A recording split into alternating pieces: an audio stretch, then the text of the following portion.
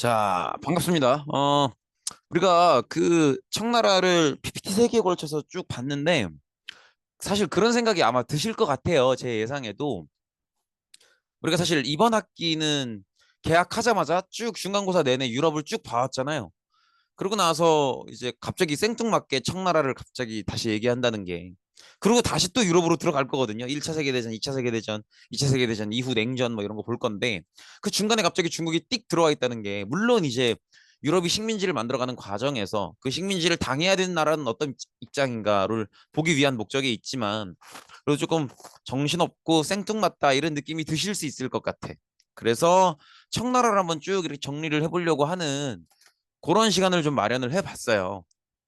그래서 되게 압축적으로 이번 PPT 안에, 근데 이제 제가 아마도 한 반도 있고 못한 반도 있을 것 같은데, 그 저기 뭐야, 수업 시간에 이제 학습지 청나라 거 3장 끝나고 나서 그 청나라에 관련된 내용들을 그 아편 전쟁 이전에 힘들었던 것부터 이제 아편 전쟁 거쳐서 쭉 이제 그 중화민국 분열되는 것까지 그런 거 한번 정리를 해드렸을 거예요. 그리고 관련된 학습지도 아마 많은 반에서 이미 받으셨을 텐데, 그거에 관한 걸 조금 새로운 각도에서 한번 정리를 해보려고 합니다. 우리가 청나라라고 하면 요런 구도로 보시면 되겠죠. 기본적으로 요런 구도로 보시면 될 거예요. 근데 이제 조금 구체적으로 얘기하자면 이런 느낌은 있겠죠. 잠시만요.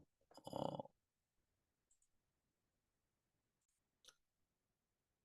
이런 느낌으로 보시면 되는 게, 일단 청나라의 기본 구도 자체는 구성은 이래요. 지금 보시는 것처럼 기본적으로 만주족이 지배를 하고 있고 한족 지방관들이 같이 있고요. 그다음에 그 아래 농민들이 지배를 당하는 그런 상황인데, 이렇게 있으면 여기가 수도 베이징이잖아요.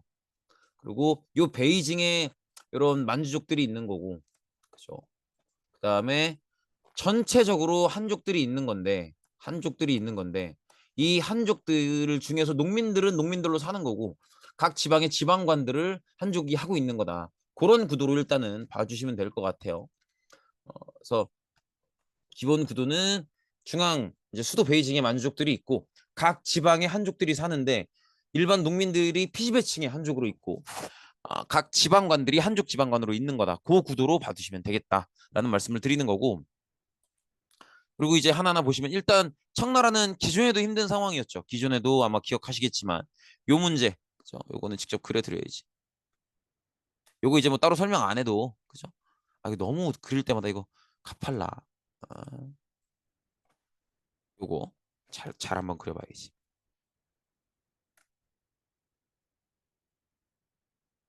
요 문제, 그죠? 요 문제로 기존에도 힘들던 상황인데 조금씩 유럽이 다가오기 시작하죠. 영국이 가장 먼저 왔죠. 그래서 어 처음엔 영국과 제한무역을 했었죠. 광저우라는 항구 하나만 정해놓고 했었고, 공행무역. 그래서 이것 때문에 영국이 적자무역을 겪죠. 그래서 이걸 적자무역을 깨보기 위해서 아편을 밀매했었고, 그게 이제 충돌의 원인이 되죠. 그래서 두 차례의 아편 전쟁을 치르게 되죠. 첫 번째 결과로는 난징 조약, 홍콩을 할양해주고 공행 폐지하고 항구 추가 개항하고, 그다음에 2차는 베이징 조약이었죠. 그래서 황제와 직접 소통할 수 있도록 수도 베이징에 공사관 설치하고요. 그다음에 기독교 포교 허용하고요. 그런 모습들. 그래서 요 사이에 이것도 기억해 주셔야 돼요. 그 2차 아편 전쟁을 벌이게 되는 계기, 영국으로서는 에로우 사건, 그죠?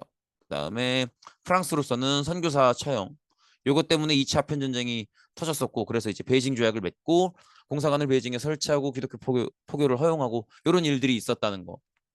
그리고 둘 다 어쨌든 배상금을 내야 됐었죠. 이 배상금에 대한 불만 때문에 태평천국 운동이 있었던 거죠. 그래서 홍수전이 주도했었고요. 이때는 이제 만주족 중앙정부가 대처를 못하기 때문에 그런 거다라고 해서 만주족을 쫓아내고 만주족을 쫓아내고 한족의 정부를 만들자, 한족의 국가를 만들자라고 해서 멸만 흥한 이렇게 얘기했었죠. 그리고 기본적으로 기독교의 영향을 받고 있기 때문에 뭐 남녀차별 폐지, 신분제도 폐지, 토지 균등 분배 이런 평등을 얘기했었죠. 요걸 진압했던 게 이제 한쪽 지방관들인데, 요때 이제 외국 군대도 함께 진압을 하죠. 이때 외국 군대를 경험하면서 무기에 대한 부러움을 느끼죠. 그래서 무기를 길러야겠다라는 생각을 하는데 이걸 만주족 중앙정부가 좋게 안 보죠. 그래서 지원을 안 해주죠. 그래서 결국 실패하게 되고, 그 실패가 이제 청일 전쟁으로 드러나게 되죠. 그래서 우리가 일본한테 진 거니까 일본에게 배워야 된다라고 하면서 일본은 그래, 제도까지도 한 번에 배웠었구나. 우리 양무운동은 사실 과학기술만 배우자 이렇게 얘기했었고, 제도는 중국 거 청나라 걸 그냥 유교 문화를 유지하자라고 했었는데, 제도까지 한 번에 바꿨던 일본을 상대로 지면서 일본한테 배워야 된다. 그래서 우리가 법과 제도, 문화까지도 바꿔야 된다라는 새로운 시도를 또 하게 되죠. 그게 이제 변법 자강 운동이고 이런 것들을 이제 한족 지방관들이 주도했었던 거죠. 근데 변법 자강 운동 즉 제도를 바꾼다는 건 결국 서양의 제도를 배워서 의회, 헌법 이런 걸 하자는 거니까 황제의 권력이 떨어질 수밖에 없죠. 그러니까 이제 만주족 입장에서는 좋을 수가 없죠. 그래서 만주족이 결국 무술정변, 서태후가 주도했었던 무술정변을 통해서 요걸 방해해서 실패하게 되죠. 잠시만요. 이렇게 만주족의 가장 큰 어르신이었던 서태후가 주도하는 무술정변 때문에 결국 한족의 지방관들이 주도했었던 변법자강 운동은 실패하게 되고요. 그리고 요쯤 돼서 이제 일반 민중들, 농민들은 어떤 그동안에 자신들이 겪어왔던 고통들, 뭐 어떤 두 번의 아편 전쟁으로 인한 패배, 거기서 배상금 내야 되는 거, 그다음에 양무 운동 때문에 돈 들어가는 거, 변법자강 운동 때문에 돈 들어가는 거, 청일 전쟁 져서 또 배상금 내야 되는 거, 이런 것들에 대한 모든 고통이 사실은 그 근본에 서양이 원인에 있다라고 생각을 하게 되죠. 그래서 이때부터 반외세 운동을 거칠게 하게 되죠. 그래서 뭐 그게 어느 나라께 됐든 서양의 무언가가 조금이라도 느낌이 있으면 서양 느낌이 조금이라도 나면 다 파괴하는 그런 모습을 보이죠.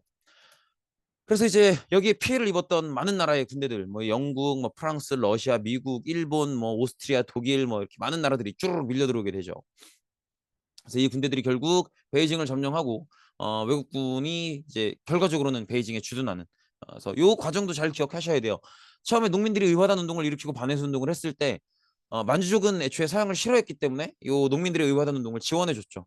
그건 이제 외국 입장에서 보면은 농민들이 이런 난리를 치면 정부가 진압을 해줘야 되는데 안 하는 걸로 보인단 말이야.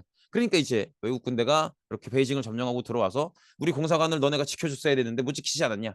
그러니까 우리가 우리 군대를 이용해서 지키겠다라고 하면서 외국군이 베이징에 주둔하게 되죠. 그래서 이 외국군이 베이징에 주둔하는 걸 보고 이제 정말 만주족이 현실적인 위기의식을 느끼죠. 그래서 만주족이 처음으로 주도하는 개혁이 이 광서신정이었는데 사실 이거 하기 싫은데 억지로 하는 거죠. 왜냐면 광서신정으로 새로운 정치를 하면 결국 서양 세력 것들을 배워야 된다는 건데 서양의 의회, 헌법 이런 제도를 배워야 된다는 건데 그럼 황제의 권력이 떨어질 거거든. 그래서 애초에 의욕이 없죠. 그래서 결국 실패하게 되죠. 광서신정까지 실패하게 되니까 정말 청나라는 희망이 없다라는 게 드러나면서 결국은 청나라를 무너뜨리고 청나라를 무너뜨리는 걸 넘어서서 어떤 우리가 아예 어떤 황제가 지배하는 시스템을 끝내고 시민이 정치의 주인이 되는 그런 시스템으로 가야겠구나라고 해서 혁명을 일으킬 생각을 하죠. 그게 이제 순원이었고요. 그래서 여기 제가 이름을 깜빡하고 안 넣었는데 순원 꼭 이름 기억해 주시고요. 순원. 그래서 순원 꼭 이름을 기억해 주시고 순원의 이름이 없는 게 좀 그래서 순원 이름을 써봤습니다. 아무튼 이렇게 신해혁명을 이제 순원이 일으켜서 더 이상 황제가 지배하는 시스템은 안 된다. 청나라가 끝장나는 건 당연한 거고 청나라가 무너지고 나서 그 이후에 등장하는 나라는 더 이상은 황제가 지배하는 시스템이어선 안 된다. 그래서 그동안 몇천 년 동안 황제가 지배하는 시스템을 유지했었던 중국의 역사를 이제 끝내고 변화를 가져올 때가 됐다라고 하면서 그래서 이제 혁명을 일으키게 되죠. 그래서 광서신정 때 유럽식 교육을 받았던 젊은 군대를 중심으로 혁명이 커지면서 이제 중국 남쪽 지역의 수도 역할을 했었던 난징을 점령하고 여길 중심으로 중화민국이라는 민국 시민이 지배하는 새로운 국가를 세워서 황제가 없는 정치 형태 공화정을 만들게 되죠. 순원이고요.